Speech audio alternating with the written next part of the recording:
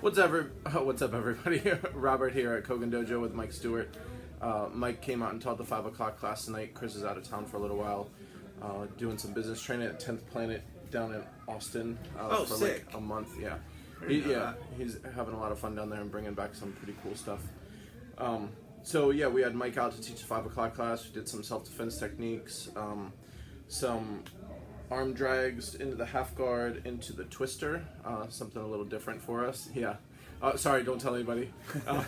And I just wanted to talk a little bit about Jiu-Jitsu, about what we got going on in the association and stuff like that. Mike's got the grindstone gis out here. He's got Finksburg, the new Finksburg location's opening up soon, trying to get House and Gracie out at some point. So, as always, thanks for coming out. Thanks for having me. Yeah, Mike's got his Kogen Dojo House and Gracie shirt on, and I have my brand new Kogen Dojo First Responders shirt. It's kind of hard to see it, but our black belt Ike Hartel made these First Responder shirts. He made a really cool logo with the it's police, fire, and EMT inside the Kogen logo, and the back looks really awesome too. Before I forget, I think that I can join your thing. It's possible.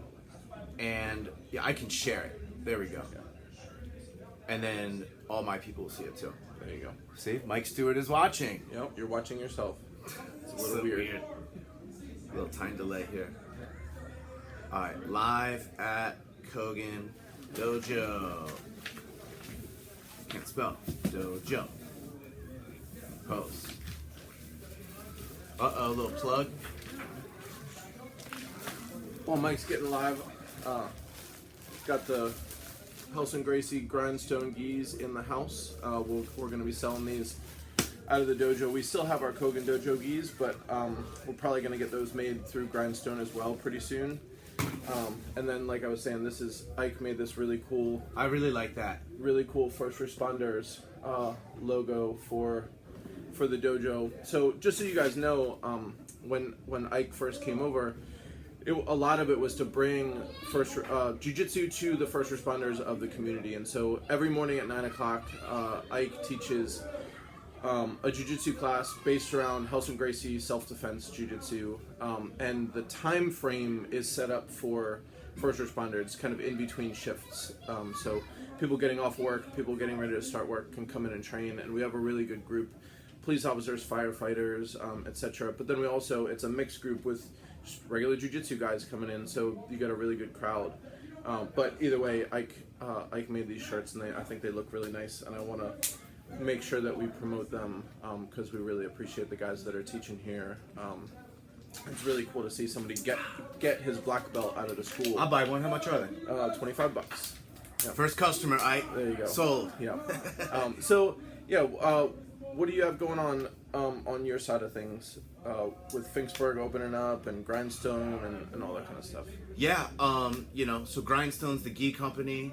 My business partner Andy Millman and I, who's also a jiu-jitsu guy, we did literally years of research. We were initially designing a gi for Under Armour.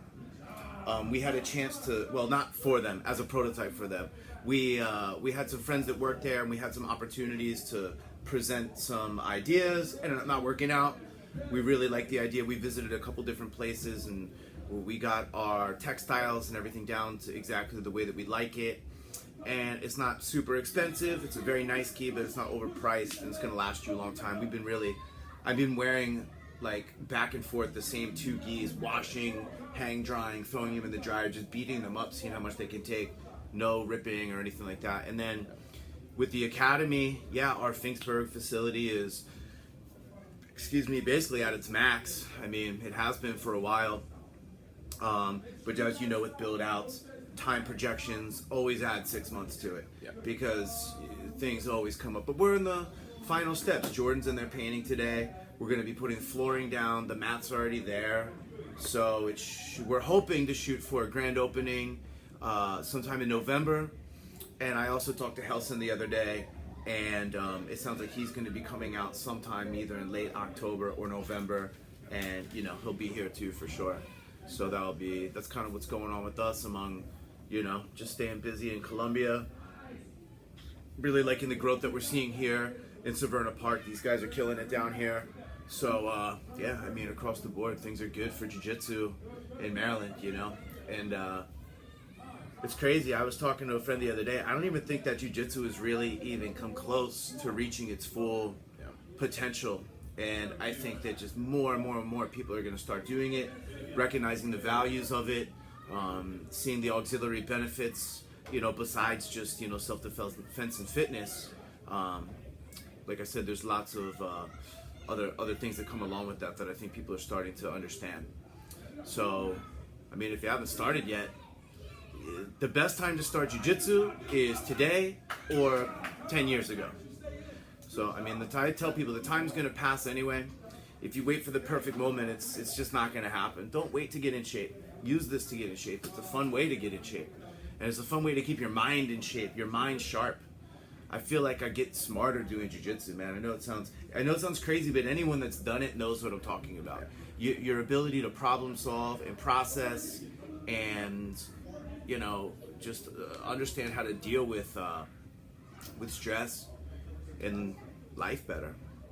It's the best thing. There's something to be said for people trying to kick your butt on a daily basis and being able to face that sort of with a smile, you know, and then leaving the gym, everything's a little bit easier, you know. And I think not only that, but just the mental exercise of even not when you're fighting, when you're studying a technique in class, the mental energy that is required to put into that requires an individual that has some level of discipline and focus, and it changes how you look at everything, really. You know, if because in jiu-jitsu there's a lot of deconstruction of moves. Okay, this is where we're getting at. Let's break down, you know, how to get there. And I think that helps you digest information easier in your day-to-day life. And I think that really helps you, again, with problem solving. If you're the type of person that likes a mental challenge, you know, like you enjoy playing chess, or you like playing a lot of dudes that are good at video games, believe it or not, are incredible jiu-jitsu players because they can process. And I've heard certain things like video games increase your hand-eye coordination. I don't know how true that is, but I know Steve Miller's pretty good at jiu-jitsu, and I know a bunch of all the dudes at the academy every night are like, who's playing Call of Duty tonight? You know, who's playing Fortnite? Like all these games that require some level of strategy and problem solving. But let's be honest, that's not healthy to do that all the time. You know, so, and just like it's not healthy to overtrain and overexert your body and stuff like that. You know, you have to have a balance for sure. Yeah, especially instructors and stuff like that. You definitely a moment where you're gonna hit a wall that you kind of gotta back up and just look at the mental aspect of jiu-jitsu for a little while and lay off the physical, and then kind of get back into it. But yeah, so I always like to ask people. Well, I'll kind of start backwards. For somebody who is just starting jiu-jitsu, or even somebody who's been doing jiu-jitsu for a while, maybe they're a blue belt, what do you think is the number one most overlooked aspect of jiu-jitsu that people should be focusing on but aren't in order to get better faster? Good question. Well, thank you. From what I see, on my end as a coach, is the biggest thing that people really, really miss is mental toughness and just committing to come to class. That's what's going to solve every other problem, you know? So I kind of look at the root of why do people quit. Well, it's very simple. You look at the data, and the data would suggest that people that have shitty attendance quit. And people that have incredible attendance generally don't quit. So you have time. Whoever you are, you have time. So you just have to carve out and time block the time that, okay, these are my jiu-jitsu classes. And I think what happens is, especially as adults, we become more selfless with our time, with our families and careers and stuff like that. And one thing that I think adults are really horrible at is making time for themselves for personal self-development. And that's how you have to look at this. is not look at it as, okay, this is something I'm going to do for a couple of weeks and maybe get a couple stripes on my belt, learn some self-defense, and maybe get in better shape. You want to approach jiu-jitsu as something that you're going to be doing for a long time, hopefully. And the only way to make the progress and stick with the program, baby outside. the only way to stick with it is to make a plan. Okay, I'm gonna come to class this day, this day, this day. Nothing's gonna stop me, and that's it. Just commit to. I have to do that as an instructor, and and it sucks because stuff comes up, and you're gonna miss a class or two. But that's why you have the schedule, so that it doesn't turn into you miss an entire week. Right. Okay, so you have time block something out. Something comes up out of nowhere, and let's be honest, there are things that are more important than training. So something comes up and you have to, you have to field that problem, and then you miss a class. Well, if you don't have the rest of your time blocked out, and you're committed to coming to those days no matter what, that now you miss a week. Yeah. Then what happens when you miss a week? It's easier to miss 2 weeks. Then you're missing a month. 1 month turns into 2, and it's a compound effect. The people that are able to stay on task, and I would say that would be it. Stay on task. That's the biggest overlooked thing. It's easy to get. There's so much shit in jiu-jitsu. There's different things. Just focus on the most important thing, and that's getting to class 3 days a week if you can, 2 days minimum. Yeah. Everything else will fall into place over time. Don't be in a rush. So you're going to be doing it for a long time if you want to get good. I don't see anyone get really good in a year or two. It takes time. The only people that do that are kids like Logan that wrestled since they were 8. Or that kid that was in class tonight. What was his name? Nate? Mm-hmm. That kid's going to be a stud. He took a jiu-jitsu class, and now he's back doing Matt's Muay Thai class. He wrestled. I did some stand-up with him. His wrestling is good. He'll pick up jiu-jitsu much faster. But he's a dude starting jiu-jitsu fresh out of college, and most people don't do that. The average person's usually in their 30s and hasn't been keeping up with their fitness and stuff like that. So if you want to make it through jiu-jitsu, it's going to take some time to get good. And in the meantime, just don't make excuses as to why you can't come to class. Make a personal agreement that you won't make excuses to miss class. I'm sorry, you'll make excuses as to why you can't miss class, is what I meant to say. That makes sense. So reverse, I can't make class. No, I can't do that because I have class. And you will slowly start to see your life really take on changes, because then you create a habit of sticking with something and committing to it. And no matter how hard it is and how challenging it is, that's what a commitment is. A commitment is not supposed to be easy. And it's easy to quit in jiu-jitsu because it's not a team sport. People don't feel like a lot of commitment. Well, they do. It's different. I feel commitment to the team. I personally feel like I'm letting people down if I'm not showing up to give them strong roles and that sort of thing. So I would say look at it more like that too. You're not just letting yourself down. You're letting your team down. I mean, let's be real. If you have kids, you're letting your kids down if you don't go to jiu-jitsu. Because when you're dying from diabetes in your late 50s or something like that, and you're out of shape, you have heart disease, or your asthma has gotten worse or whatever, or you never quit smoking or whatever, then you're going to be worthless to them, So jiu-jitsu is going to keep you in a and let's be real. Let's be very real about one thing. Whether you're a guy or a girl, sometimes you need to get out of the house, and you just need to get away from the kids, away from the wife, away from the husband, and just be with your friends. That is such an important thing for fulfillment in life, I mean, that's so jiu-jitsu has all. You asked me one question and it turned into 5 answers, but the answer is just come to class. Yeah. Don't make excuses not to come.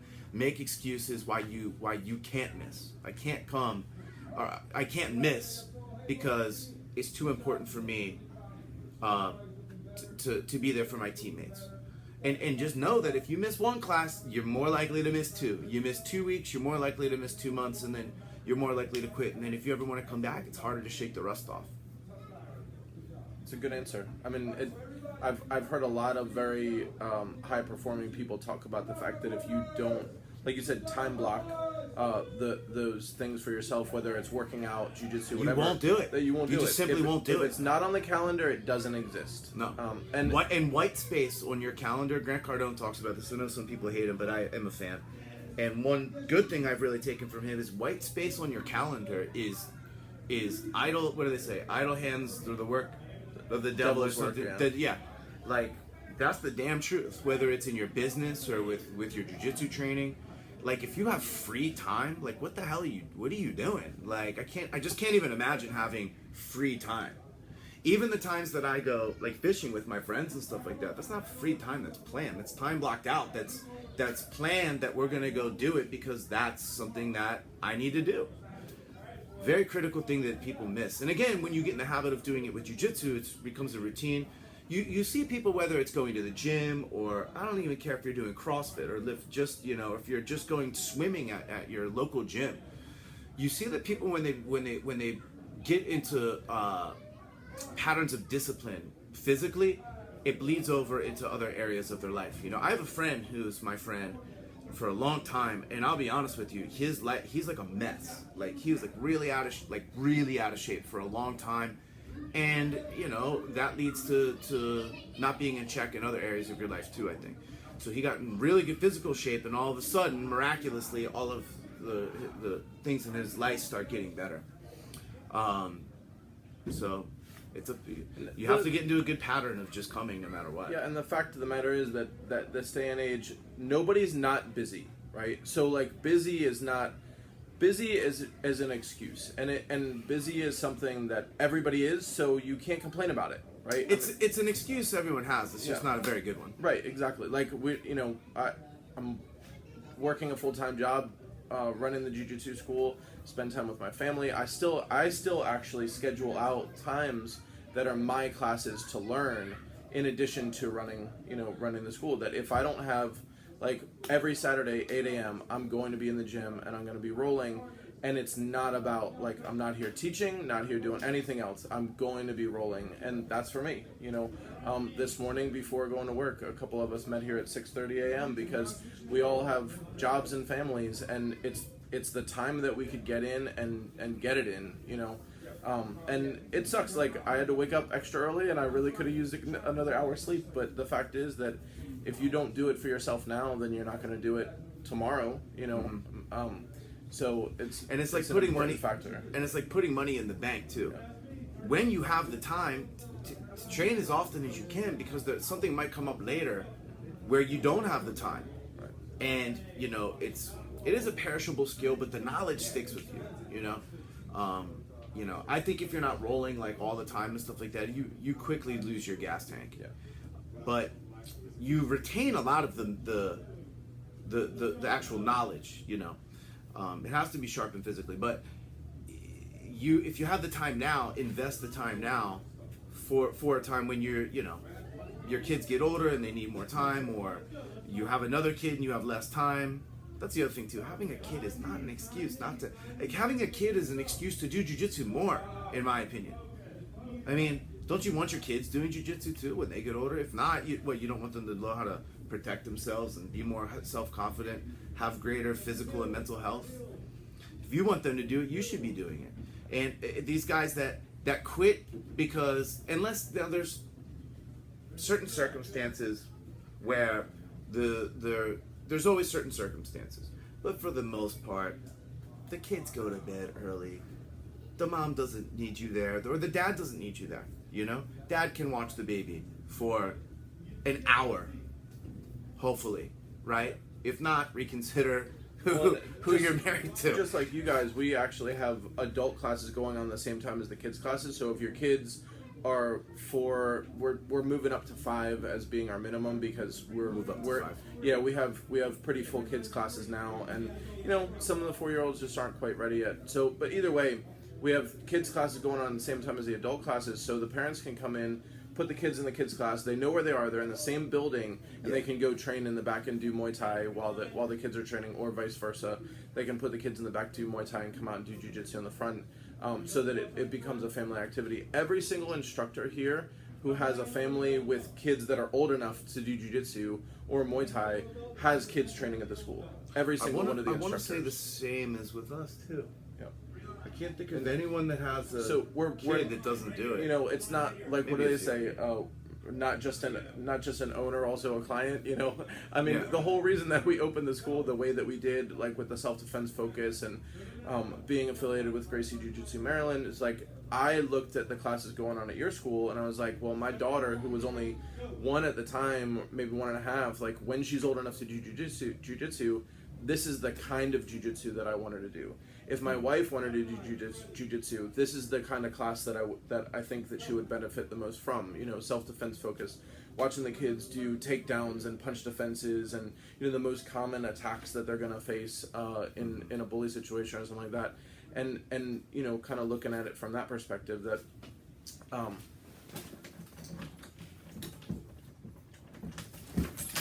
this is a private meeting. Yeah.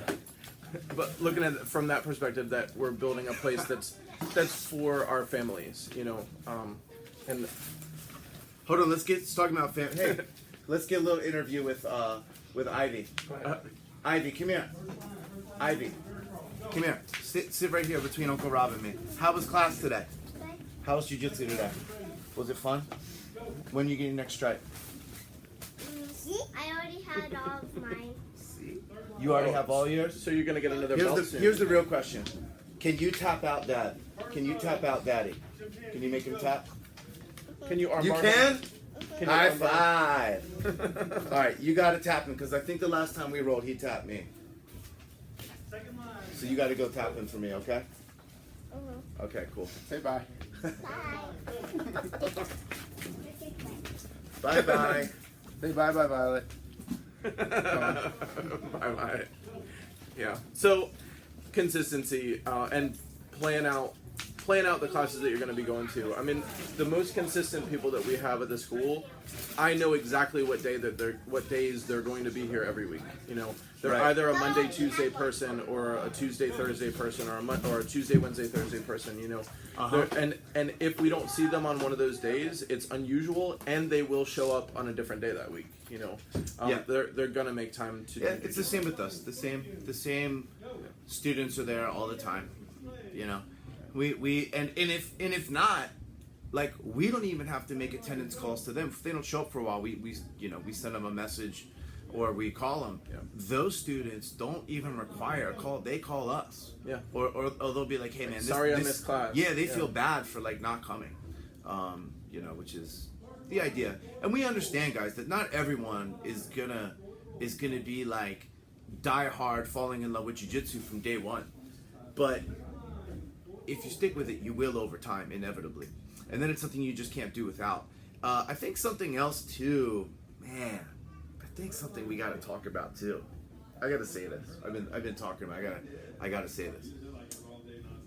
If you're a blue belt, you still suck. You still suck, and you need to get your purple belt. That's what every instructor needs to start telling all the students. If you're a blue belt, you're a glorified white belt. You probably get tapped by a white belt here and there. If you're a purple belt, you're a glorified blue belt. You're still not in blue belts with like 3 or 4 stripes. Now we're talking. Those guys and girls generally don't quit though when they get to that level. Here's the thing: get your purple belt, okay? Forget the blue belt. Stop chasing the blue belt. It's a white belt. And I look at now. Can there be very good blue belts? Yes, but those people are probably going to stick with it and get their purple belts.